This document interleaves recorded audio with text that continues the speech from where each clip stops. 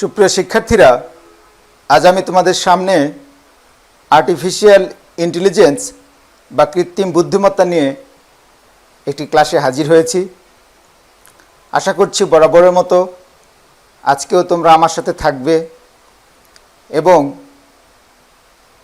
মনোযোগ সহকারে এই ক্লাসটি করার চেষ্টা করবে এবং এই ক্লাস থেকে প্রাপ্ত জ্ঞান আগামীতে তোমাদের যে এইচএসসি পরীক্ষা আসন্ন সেটাতে কাজে লাগাবে। সুপ্রিয় শিক্ষার্থীরা, আমরা জানি বর্তমান যুগ তথ্য প্রযুক্তির যুগ। আমাদের বাস্তব জীবনে এবং আমাদের চারিপাশে আমরা একটু যদি লক্ষ্য রাখি, দেখব যে আমরা তথ্য প্রযুক্তির জোয়ারে ভাসছি। প্রতিনিয়ত আমরা এর সুফল ভোগ করে যাচ্ছি। ব্যাপারটি এমন হয়েছে যেন তথ্য প্রযুক্তি ছাড়া আমরা এখন অচল হয়ে পড়েছি। সুপ্রিয় শিক্ষার্থীরা, তোমাদের সাথে সরাসরি ক্লাস নেওয়া সম্ভব হচ্ছে না, বিধায় আমরা এভাবে অনলাইনের মাধ্যমে চেষ্টা করে যাচ্ছি তোমাদেরকে ফিডব্যাক দেওয়া, যেন আমরা তোমাদের পেছনে যে সময় দিয়েছি, যে পরিশ্রম করেছি, সেটি যেন অব্যাহত থাকে এবং এখান থেকে প্রাপ্ত জ্ঞান নিয়ে তোমরা আসন্ন এইচএসসি পরীক্ষাতে যেন সফলভাবে উতরে যেতে পারো, সেই জন্য আমরা প্রতিনিয়ত চেষ্টা করে যাচ্ছি। তো সুপ্রিয় শিক্ষার্থীরা, আশা করছি তোমরা সবাই ভালো আছো, সুস্থ আছো। তো চলো আজকে আমরা আমাদের ক্লাসটা শুরু করি।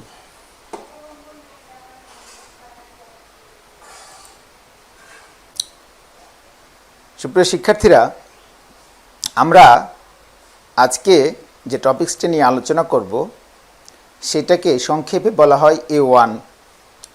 A1 অর্থ আর্টিফিশিয়াল ইন্টেলিজেন্স বা কৃত্রিম বুদ্ধিমত্তা। কৃত্রিম বুদ্ধিমত্তা হচ্ছে বিজ্ঞানীরা দীর্ঘদিন ধরে চেষ্টা করে যাচ্ছে মানুষের যেসব বুদ্ধি আছে এসব কম্পিউটারের মধ্যে রূপ দেওয়া। আর্টিফিশিয়াল ইন্টেলিজেন্স ব্যাপারটি আসলে সেরকমই। আমরা জানি চিন্তা করার শক্তি কোনো জড় বস্তুর নেই। তো বিজ্ঞানীরা এই চিন্তা করার শক্তিটা কম্পিউটারের মাধ্যমে বা তথ্য প্রযুক্তির মাধ্যমে তৈরি করেছে আর্টিফিশিয়াল বা কৃত্রিমভাবে। আমরা আজকের ক্লাসে এ ব্যাপারে একটি স্বচ্ছ এবং পরিষ্কার ধারণা দেওয়ার চেষ্টা করব।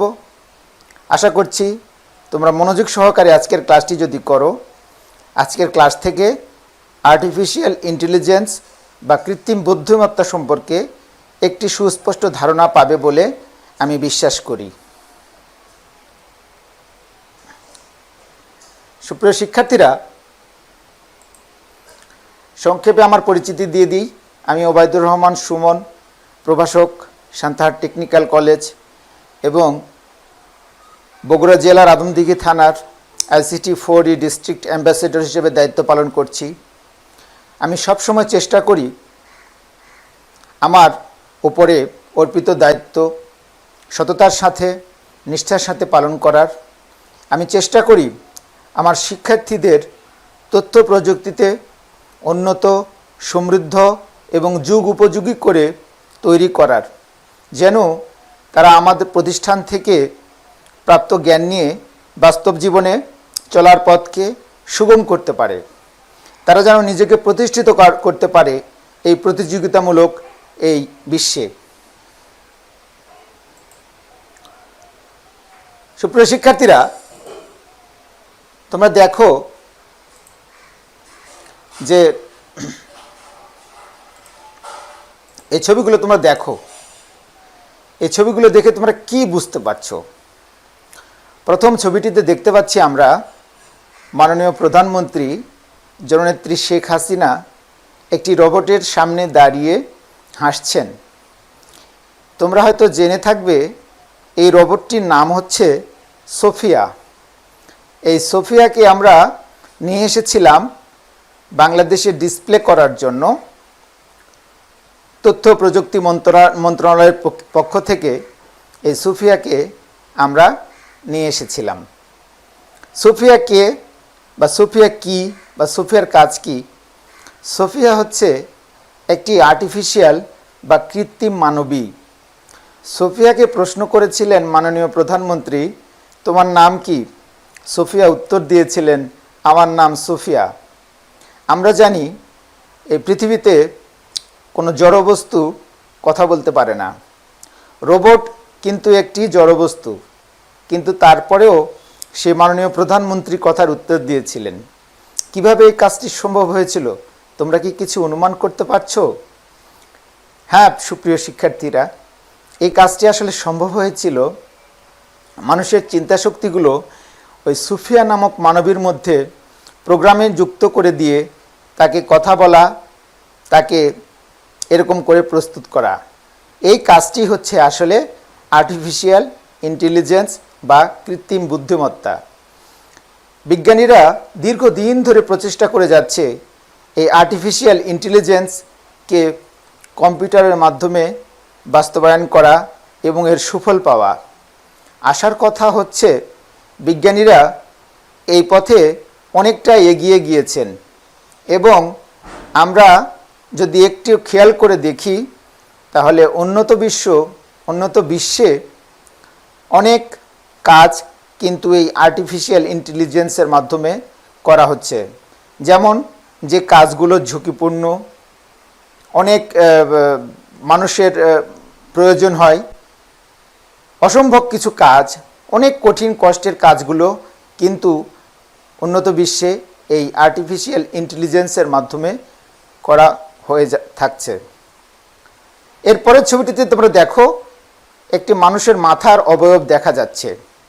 ওইটি আসলে কোনো মানুষ নয়, ওইটি আসলে একটি আর্টিফিশিয়াল রোবোটিক্স একটি মাথা, যেখানে তথ্য প্রযুক্তি জুড়ে দেওয়া হচ্ছে, তার হার্ডওয়্যার এবং ইলেকট্রিক্যাল কম্পোনেন্টসগুলো সেট করা হচ্ছে যেন সে মানুষের চিন্তাশক্তির মতো কাজ করতে পারে। আসলে তথ্য প্রযুক্তির এমন একটা যুগে আমরা বাস করছি, মানুষ চিন্তা করছে, মানুষের মধ্যে যেসব চিন্তা ভাবনা চেতনা আছে এগুলো কম্পিউটারের মাধ্যমে দিয়ে দেওয়া। ইতিমধ্যেই আমরা জেনে গেছি কম্পিউটার দাবা খেলে বিশ্বের শ্রেষ্ঠ দাবাড়ুতে পরিণত হতে পেরেছে। এছাড়া আকাশপথে, সড়কপথে এই যে সিগন্যালিং সিস্টেম চালু করা হয়েছে এগুলো কিন্তু আর্টিফিশিয়াল ইন্টেলিজেন্স বা রোবোটিক্সভাবে করা হয়ে থাকে। এগুলো স্বয়ংক্রিয়ভাবে হয়ে থাকে, এগুলোতে কোনো মানুষের সরাসরি ওইভাবে হস্তক্ষেপ করার প্রয়োজন হয় না। এছাড়া মহাকাশ যানে যেখানে অনেক রিস্কি কিছু কাজ থাকে সেই কাজগুলো কিন্তু এই রোবোটিক্সের মাধ্যমে আমরা করে যাচ্ছি। এছাড়া অগ্নি নির্বাপনের ক্ষেত্রে আমরা কিন্তু যেখানে মানুষের যাওয়া অসম্ভব বা জীবনের ঝুঁকি রয়েছে সেই কাজগুলো কিন্তু আমরা এই রোবটের মাধ্যমে অনায়াসেই করতে পারি।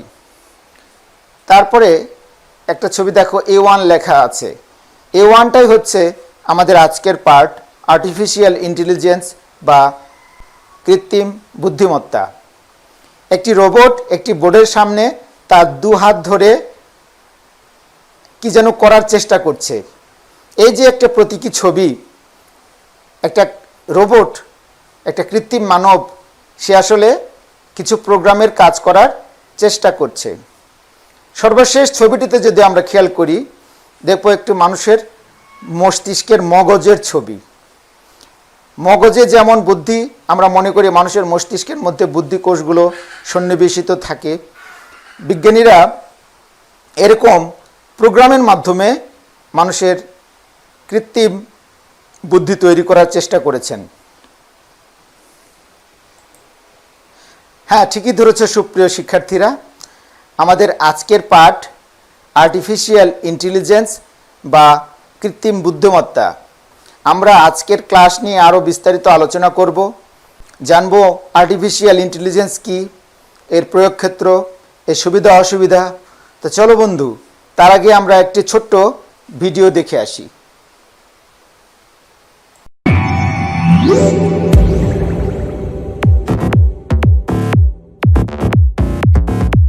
In the last decade, artificial intelligence has gone from a science fiction dream to a critical part of our everyday lives. We use AI systems to interact with our phones through Siri and Alexa. Cars like Teslas interpret and analyze their surroundings to intelligently drive themselves. Amazon monitors our browsing habits and intelligently serves us up products it thinks we'd like to buy. Even Google decides what kind of search results to give us based on who it thinks we are. Artificially intelligent algorithms are here, but this is only the beginning. Because in the future, AI is going to change everything. But do we want it to?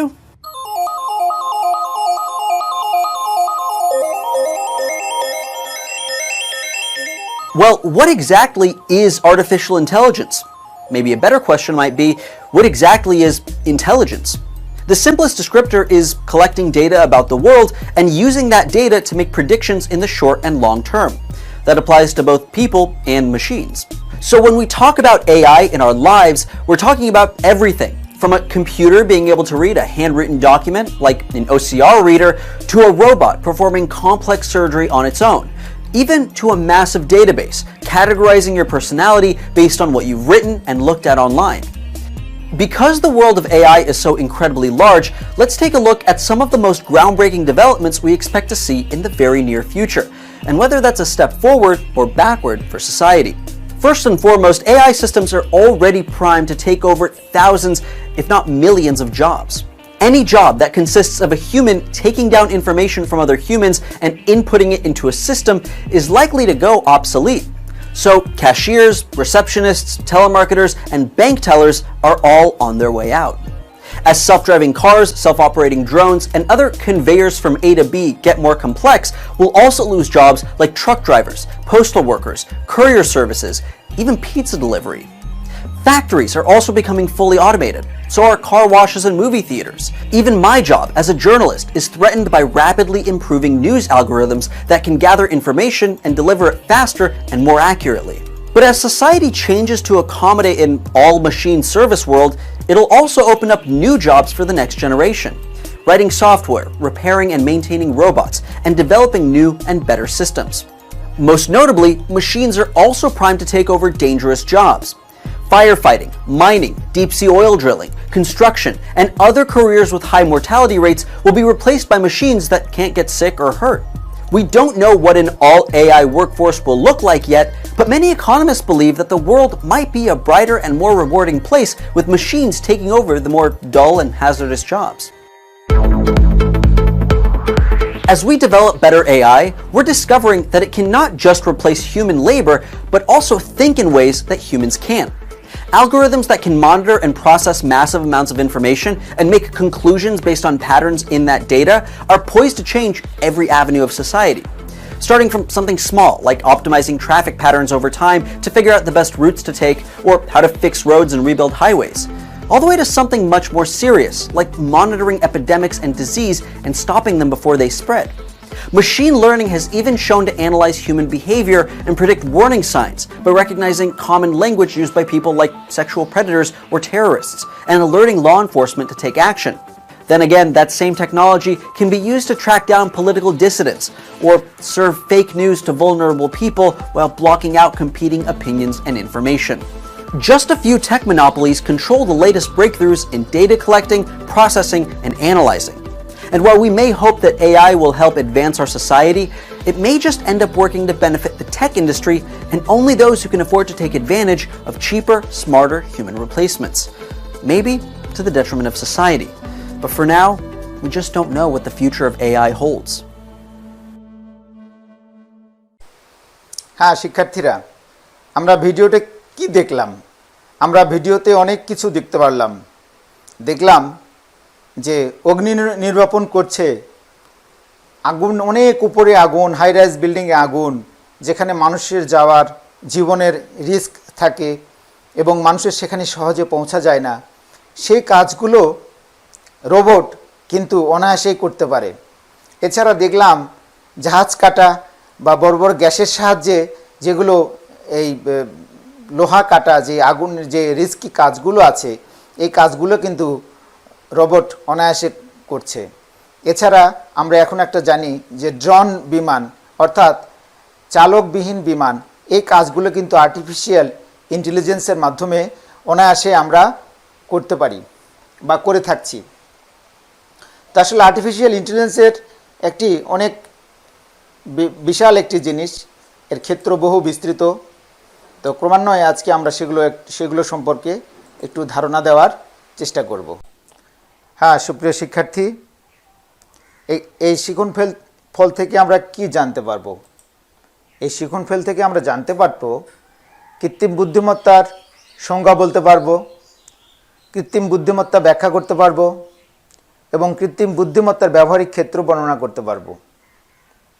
আমরা জানি যে দীর্ঘদিন ধরে বিজ্ঞানীরা প্রচেষ্টা করে যাচ্ছে মানুষের চিন্তাগুলোকে কম্পিউটারের মাধ্যমে রূপ দেওয়ার। তো তারই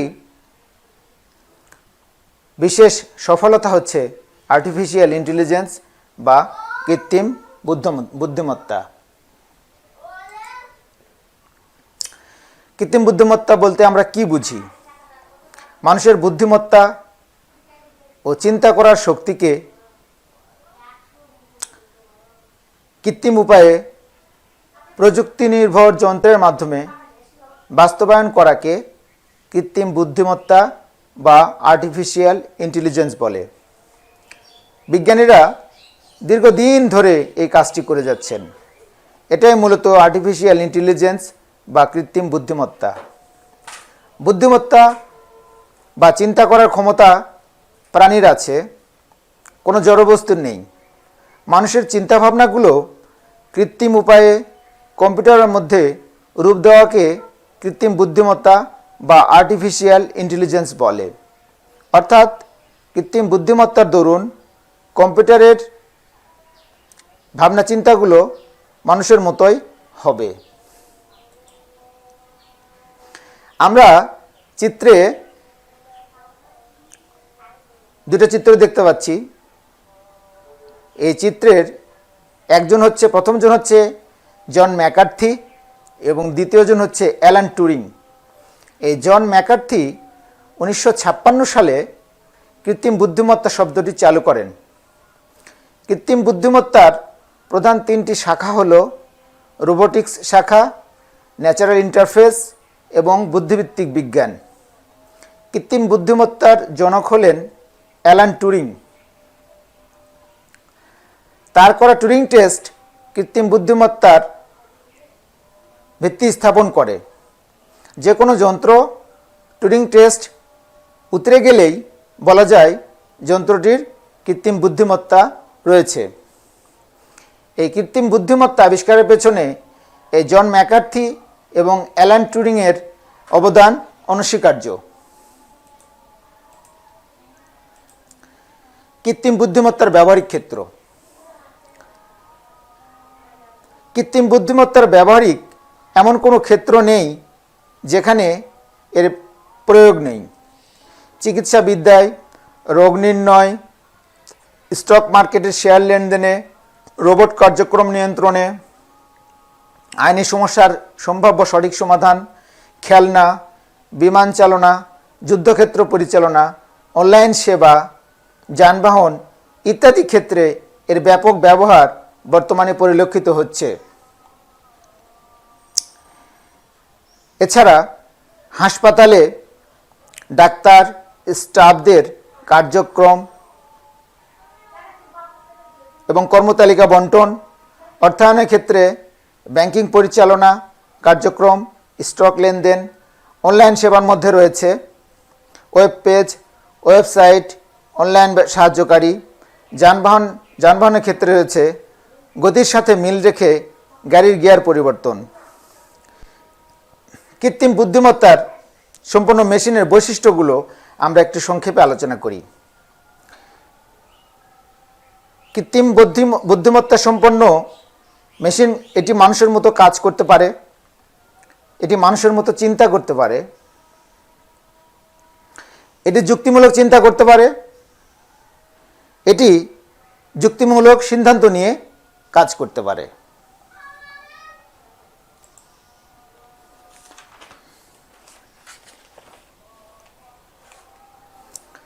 কৃত্রিম বুদ্ধিমত্তার কিছু সুবিধা রয়েছে, যেমন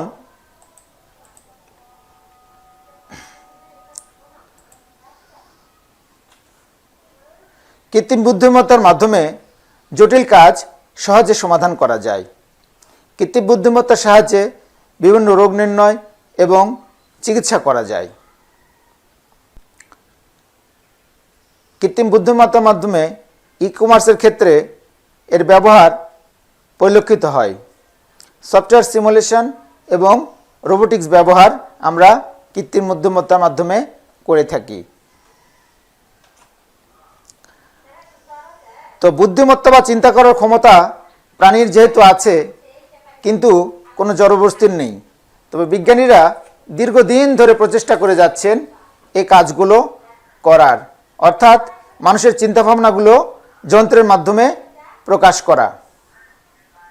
অর্থাৎ কৃত্রিম বুদ্ধিমত্তার দরুন কম্পিউটারের ভাবনা চিন্তাগুলো মানুষের মতোই হয়। অনেক ক্ষেত্রে দেখা যায় যেখানে মানুষ একই সময়ে বিভিন্ন চিন্তা করতে পারে না, সেখানে বর্তমানে কম্পিউটার একই সময়ে বহুবিধ কাজ দ্রুততার সাথে সম্পন্ন করে। কিভাবে সমস্যার সমাধান করবে, কিভাবে বিচক্ষণতার মাধ্যমে পরিকল্পনা প্রণয়ন করবে, প্রভৃতি বিষয়গুলোর গবেষণা চালানো হচ্ছে। এই পদ্ধতিতে কম্পিউটার কোনো অতিরিক্ত যন্ত্র কাজে লাগায় না, অর্থাৎ এই কাজগুলো করতে কম্পিউটারে কোনো অতিরিক্ত যন্ত্র লাগে না, কিন্তু লাগে প্রোগ্রাম বা প্রোগ্রামের সমষ্টি। অর্থাৎ প্রোগ্রামের মাধ্যমে কম্পিউটারকে বুদ্ধিমান করে তোলা হয়। দাবা খেলার সব নিয়মকানুন দিয়ে কম্পিউটারকে করা হয়েছে বিশ্বের শ্রেষ্ঠ দাবারু। কোন চাল দিলে কোন চাল দিতে হবে তা দাবার প্রোগ্রামযুক্ত কম্পিউটার নিজ থেকেই সিদ্ধান্ত নিতে পারে। অর্থাৎ আমাদের বাস্তবিক ক্ষেত্রে আর্টিফিশিয়াল ইন্টেলিজেন্স বা কৃত্রিম বুদ্ধিমত্তা বহুবিধ কাজ করে চলেছে। এবারে আমরা কিছু প্রশ্ন উত্তর করব সংক্ষিপ্ত, যেমন কৃত্রিম বুদ্ধিমত্তা বলতে কি বুঝো, কৃত্রিম বুদ্ধিমত্তার সুবিধা লেখো। এই কাজগুলো আমরা আমাদের ক্লাসে করব। আমি তোমাদের কিছু বাড়ির কাজ দেব, যেমন কৃত্রিম বুদ্ধিমত্তা বলতে কি বুঝো ব্যাখ্যা করো, কৃত্রিম বুদ্ধিমত্তার ব্যবহারিক ক্ষেত্র বর্ণনা করো। আজকে আমাদের এই ক্লাসে তোমরা যারা মনোযোগ দিয়ে ক্লাসটা করেছো তারা সহজে বুঝতে পারবে কৃত্রিম বুদ্ধিমত্তা বলতে কি বোঝায়। আমার এই ক্লাস থেকে এই সম্পর্কে একটি ধারণা সুস্পষ্ট হবে বলে আমি মনে করি। এছাড়া কৃত্রিম বুদ্ধিমত্তার যে ব্যবহারিক ক্ষেত্রগুলো আমরা বর্ণনা করলাম, তোমরা যদি মনোযোগ সহকারে এই ক্লাসটি লক্ষ্য করো তাহলে কৃত্রিম বুদ্ধিমত্তা বা আর্টিফিশিয়াল ইন্টেলিজেন্সের এই ব্যবহারিক ক্ষেত্রগুলো তোমরা সহজেই বুঝতে পারবে। তো এতক্ষণ ধরে এই ক্লাসে উপস্থিত থাকার জন্য তোমাদের প্রত্যেকের প্রতি রইল আমার অনেক অনেক অনেক শুভেচ্ছা এবং অভিনন্দন।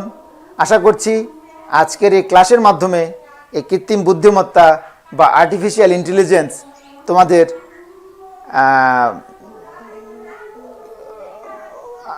সম্পর্কে একটি ধারণা, আমি স্বচ্ছ ধারণা দিতে পেরেছি এবং আগামীতে এ সম্পর্কে আরও ক্লাস নেওয়ার আমার চিন্তাভাবনা রয়েছে। আশা করছি আগামীতে তোমাদের এ ব্যাপারে আরও ক্লাস নিয়ে তোমাদের আমি আরও পড়াশোনায় হেল্প করতে পারবো, সেই আশাবাদ ব্যক্ত করে তোমরা সুস্থ থাকো, ভালো থাকো। ইনশাল্লাহ আগামীতে দেখা হবে খুব দ্রুত একটি নতুন ক্লাসে। সে পর্যন্ত ভালো থাকো। আল্লাহ হাফেজ।